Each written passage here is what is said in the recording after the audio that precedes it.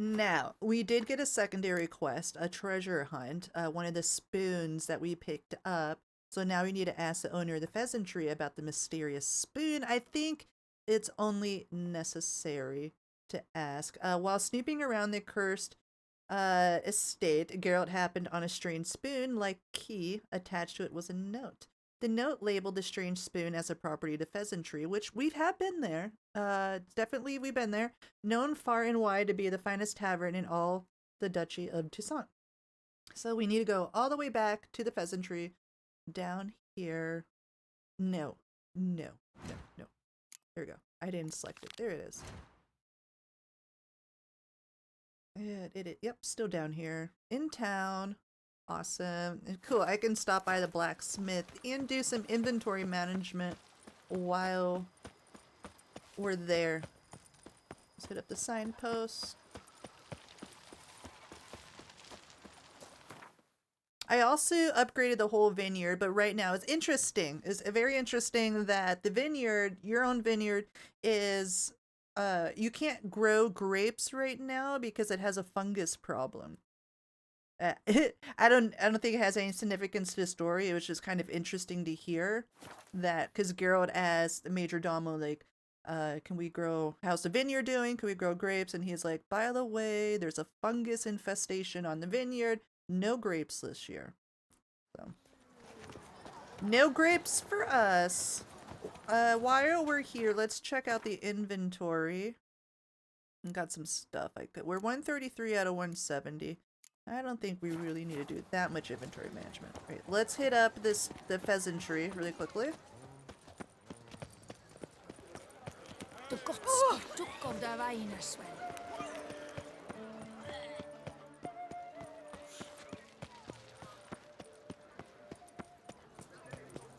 Stocks and the whip await those running riot.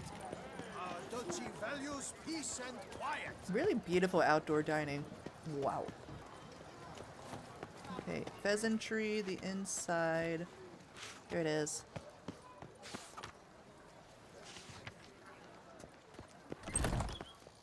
Hello. Welcome to the pheasantry. Alright, so we have played Gwent with her, got a Skellige card. We're familiar with her, so ever seen a spoon like this?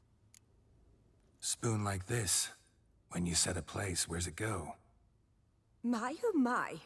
It seems rather a fanciful bouillon spoon. Or a key of some sort. There's a note here. Yeah, note led me here. Any idea what the key might open? Never seen it before. But you might search the cellars. The previous owner left all sorts of knickknacks there. Oh, yeah, let's do that. Let's go see. Thanks, that'll do. See you later. Did you guess, our sweet shining sun? Oh, that's very nice. Alright, so we need to go to the cellar. I assume it's down here.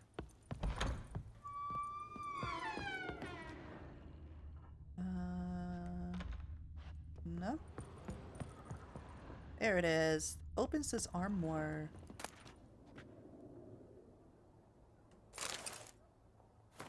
Let's see. Smeagol Lewis Circus Cookbook. Book contains hundreds of recipes, but instead of the recipe for Beauclair's rabbit on the last page, there's only a few chaotically written lines. Labodia's Weeping Wounds. I've scoured dozens of elven manuscripts, and at last I've found it. I know now what the spoon key I purchased at auction unlocks. It is nothing else but the key to the legendary studio of Ramiz Gorthon. Oh man, it's like it's obviously Gordon Ramsay's, but backwards. All right, the elven priest of the goddess Danamibi. It's not obvious. That's what it sounds like. Whose culinary masterpieces remain unmatched by even the best of our modern chefs. If I can find the ruins of this temple, said to be somewhere in the Beauclair forest, I'll find all of its legendary recipes. Not to mention the other priceless treasures this Grandmaster Chef must have kept in the kitchen where he perfected his art. Rest of the page is covered with a large greasy stain, of course. So let's go find his hidden treasure. This Gorthon's studio. It's like saying Gordon Ramsay, but, you know, pinky up, when in doubt, pinky out. Oh. Alright, let's find his treasure. I need to find a nearby signpost, because it is a long ways away. It is all the way up here in a cave. Okay. Let's go back down. We'll mark this signpost. Oh, this one's closer, a lot closer. The Nilfgaardian Embassy signpost.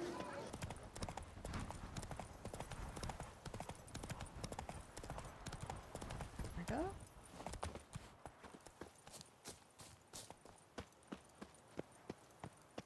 we go. Ooh, very pretty entrance.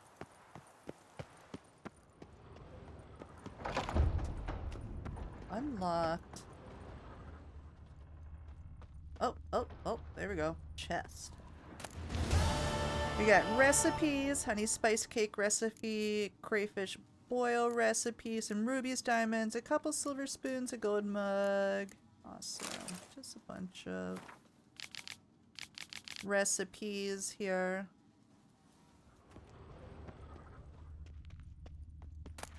I honestly didn't know that you could cook. At least I've never tried. Let's check out this alchemy. Maybe not. Huh. Wonder where the recipes go to then. Let's see. Filters, parts missing.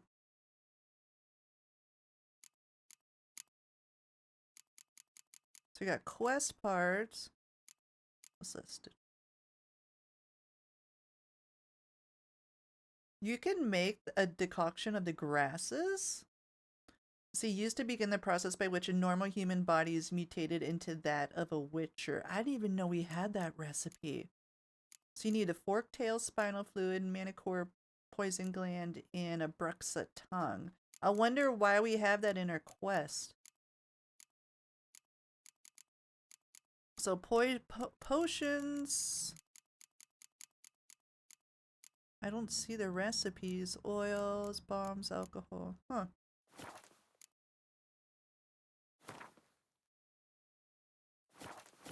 Okay. So let's report back to Regis. Gotta get back to that signpost. Who's that? Oh. Bean sheet. A bean sheet. Come closer. I like to say that bean sheet. We didn't know banshee, but. Ow, ow. Yurden? Might not need it.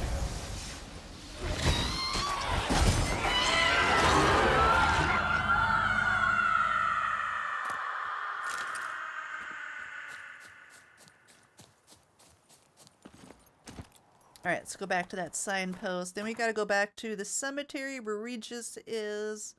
Let him know what's going on, which is all the way down there. Okay.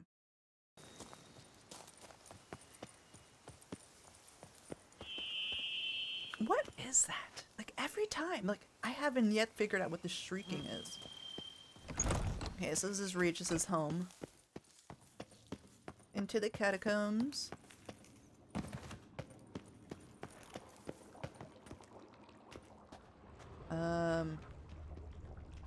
You are up here?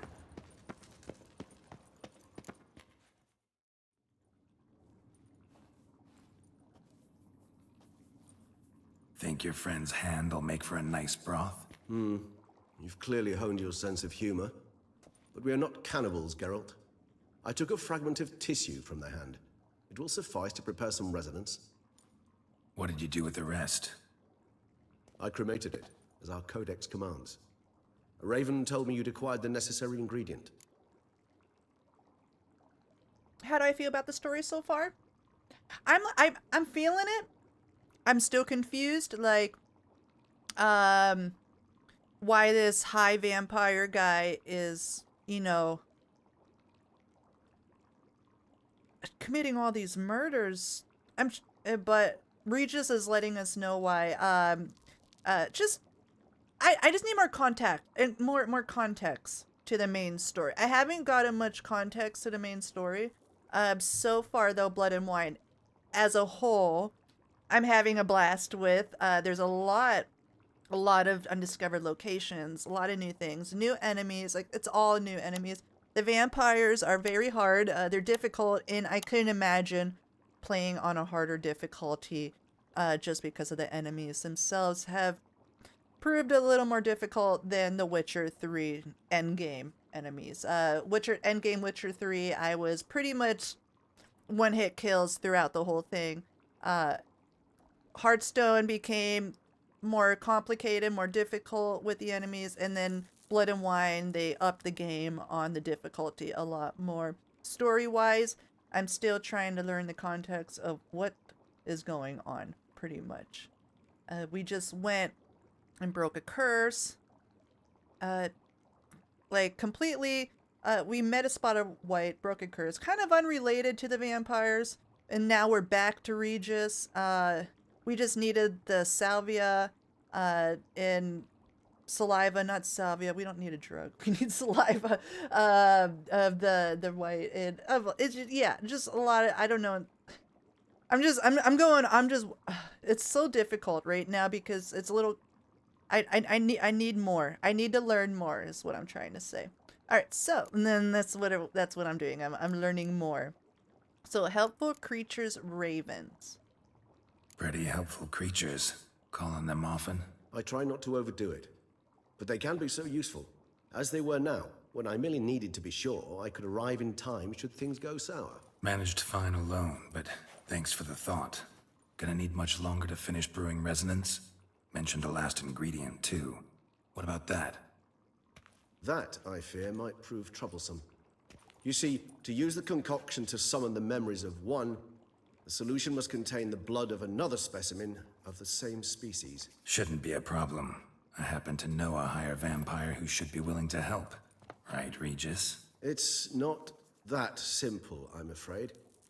While you were away, I tried my damnedest to identify a replacement, but alas, none such exists. Not sure I understand what the problem is. Can't we just draw some of your blood? The blood must be in an agitated state. As I'm certain you know, higher vampires can change their corporeal shell. As our flesh changes, so does our blood's chemical composition. To make a long story short, I shall need to induce in myself a state of strong psychokinetic arousal. In brief, madness, rabidity. And that stands to be very, very dangerous. Can we just lock you up? Dangerous for who? Not Geralt. Dangerous? Why? I mean, you'll still be you, right? True, but I should be highly agitated, in a state of fury. You know better than I that fury cannot be controlled. If you've ever seen an enraged vampire, you know very well that all who find themselves nearby will be in grave danger. How will we handle that? I'd rather not have you lunge at me, claws extended. That makes two of us. But worry not. I've thought it through very thoroughly. Details to follow soon. Okay, cool. So how do you plan to induce this state? All right, so what do you want to do? We shall visit Tesha Mudna, an ancient vampire estate. There we will find cages suspended in the air. I will enter one, be confined. You will lure beasts there. Beasts you will then kill. Okay. The bloodletting should prove profuse. Abundant enough so that the blood scent will drive me mad. Wild. All right, so this place, tell me more. Tesha Mudna. What's it like? It is a place of torment. A torture chamber. Long ago, shortly after we'd arrived in this world, one among us named Kagmar developed such a taste and lust for human blood that in one night he could imbibe an entire village. This brought trouble on the entire species. Common folk wearied quickly of living in constant fear. They began to hunt us, seek the aid of mages and witches in tracking us down. So what? Not like they could ever hope to kill you. But they were bothersome. Forgive the comparison, but when did you last enjoy mosquitoes buzzing around your head? In any case, the other vampires decided something had to be done. Kagmar had to be caught and punished. A torture chamber was thus outfitted in the dungeons of Tesha Mudna. Inside it, a cage made entirely of a special alloy of silver, dalvinite, and meteorite steel. Kagmar was captured and locked in the cage. Sat there over 2 centuries, Oh, damn. driven to fury time after time, never able to escape. Thus I know that the cage will withstand the fury to which we shall drive my humble being. All right, let's go, says Garrett. See no reason to dawdle. Tesham Mutna. Take me there. In a moment. Just one last thing.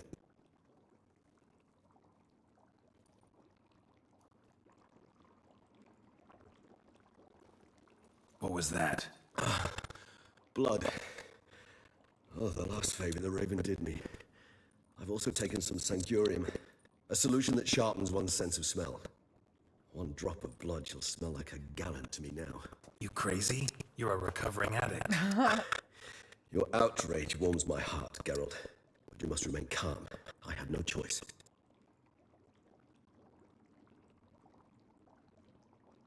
As things stand, the die is cast. High time we set off for Tesha Mutna. My head's spinning already, and you're starting to smell quite tasty. And you're starting to scare me. All right. Was it still echoing for you, Strive?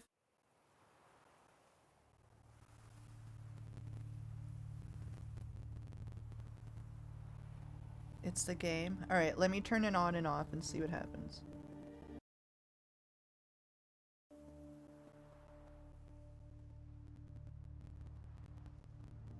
It's still echoing.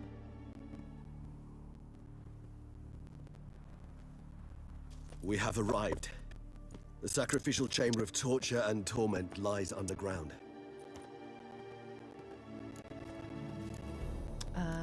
Lead the way. How was that? I'm just gonna wait. It's having an issue. Okay, hold on 1 second. Let me just turn off OBS really quickly and see if that will fix the issue. All right, let's see. How's that? How's the audio?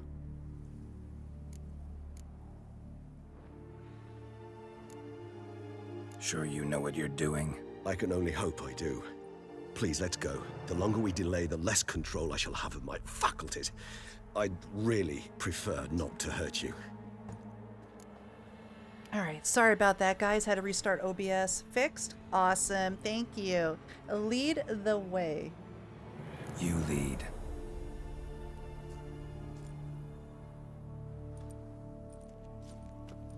Uh-oh.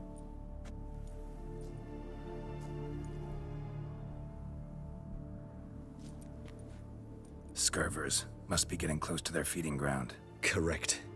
I told you there'd be danger.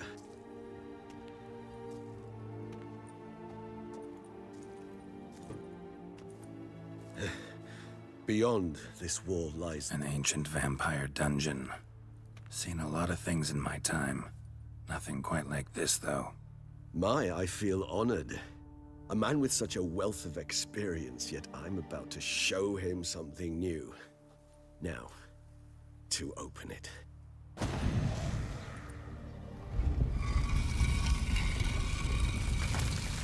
Vampire magic. How the hell? It's an ancient form of protection against unwanted guests. The mechanism which releases the latch reacts only to a higher vampire's blood. Tricky mechanisms, a vampire hideout. Fortified, secured.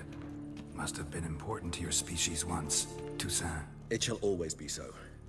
During the conjunction, the gate from our world into this one opened upon this land and no other. This was the first place we saw. Cool. Champion of Teshem. What's that? I am he who serves the tribe, exalted above men. I renounce human weakness, uplifted above men. I become keeper of my flock. Filled with strength, I turn my sword against the enemies of the tribe. I am master and slave. I am executioner of the will of the tribe. I accept the sword and the armor so I may serve the tribe. Oh. Whoa. New armor. Hold on. We got Teshem, Mutna, Steel Sword. Killing opponents restores vitality. The amount of vitality restored equals 1% the maximum vitality for each element of the set worn. Currently, the amount is 0%. That's awesome! A relic set that restores vitality? Yes, please. Let's see. And we got the it's heavy armor, thank goodness. Ooh, so we get the complete set. Oh man. That's cool. Let's get the complete set. Let's see. Human Husbandry and care. This for real? Why? Let's see, look at some red dye. The author observed humans, their behavior, over the many years he spent breeding them. Morally suspect though it may be, it's a thorough survey of the topic. This place. There's evil here. Death hangs in the air. Yes. Great many beings have breathed their last here. Just light our way.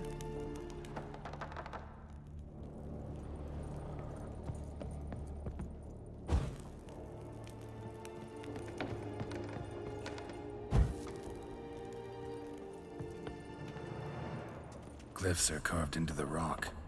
Coated with blood used to be. They mean something?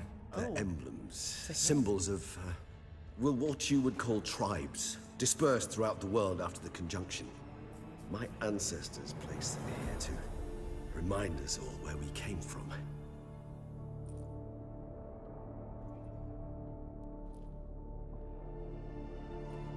Alright.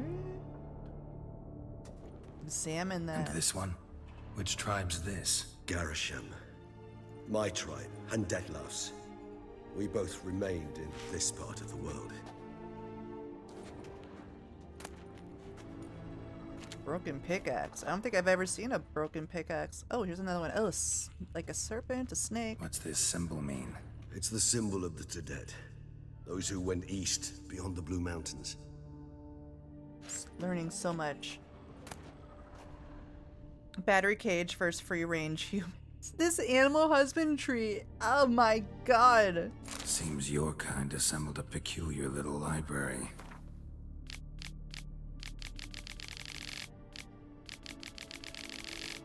Wow, it's crazy.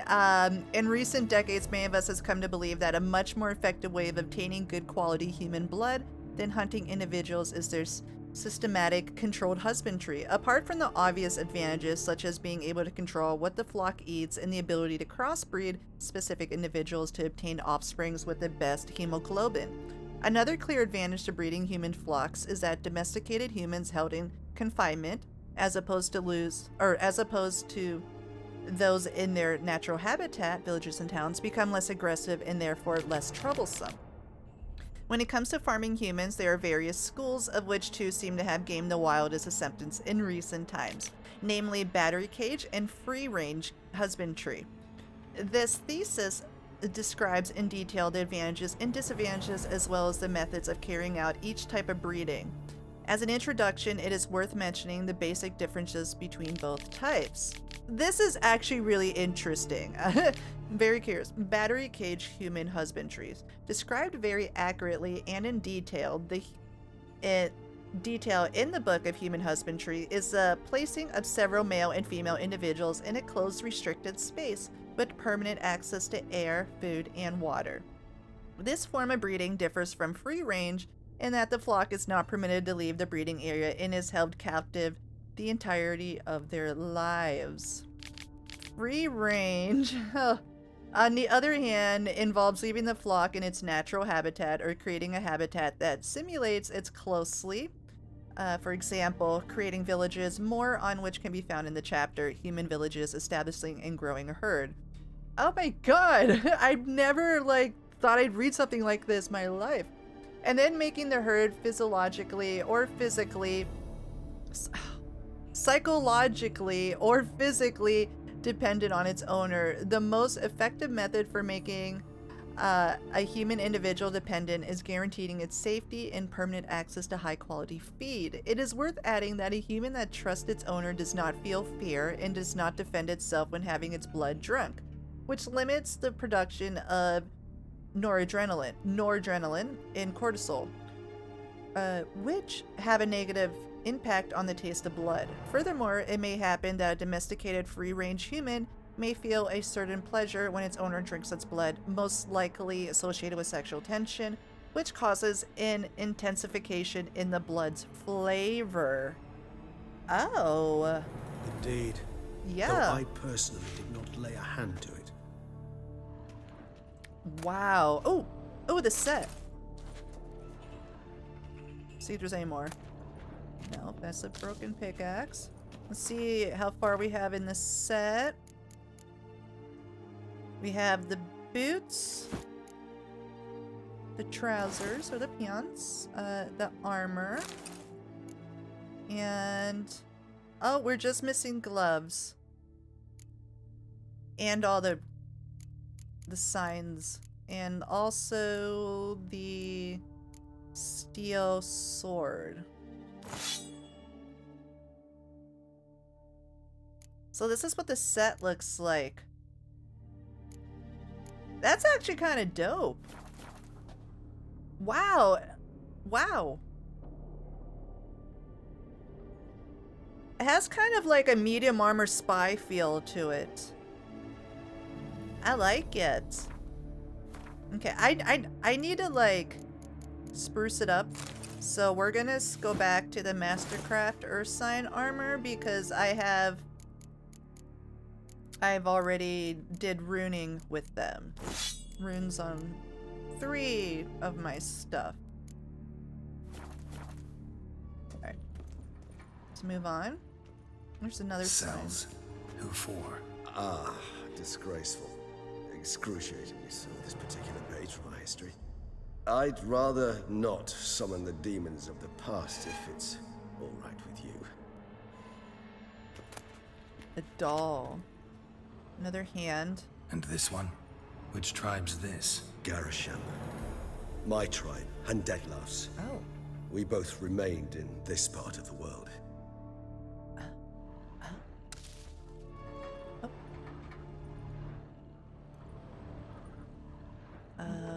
Whose is this glyph? Amaran. They ventured beyond the sea.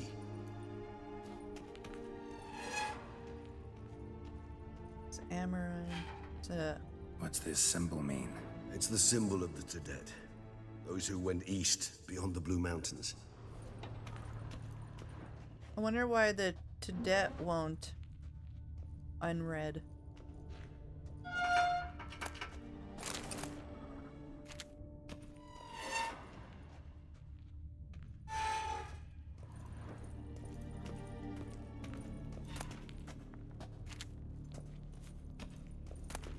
Transcript of a conversation with a lower being.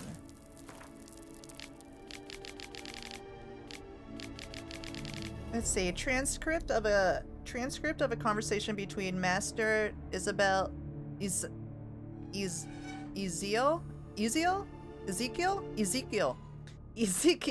transcript of a conversation between Master Ezekiel and a human being. So, who are you? My name is Alex Biscont. Why is all your skin trembling? I'm scared, sir. You're scared? I don't understand.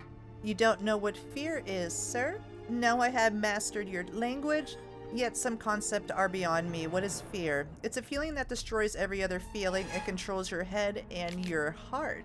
What do you mean? I thought it was a kind of pain. I have carried out tests in my laboratory on people, and I've discovered that a mother subject to appropriate stimuli is able to forget about her child and think only about how to avoid pain. So fear would be similar to pain. No, pain rules the body, but fear is born in the heart. Oh yes, so what you say is very interesting. I think I will have to examine your heart in the laboratory. What do you mean examine? I mean examine. Take it out and subject it to a proper examination. But sir, that would mean kill me? Yes, your mortality is a great inconvenience, but was not me who created your species. I am not responsible for its excessive frailty. This conversation was carried out in human language, and such it was written down. The transcript does not need translating.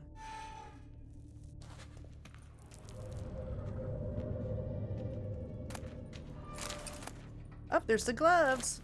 Alright, we have the full set now.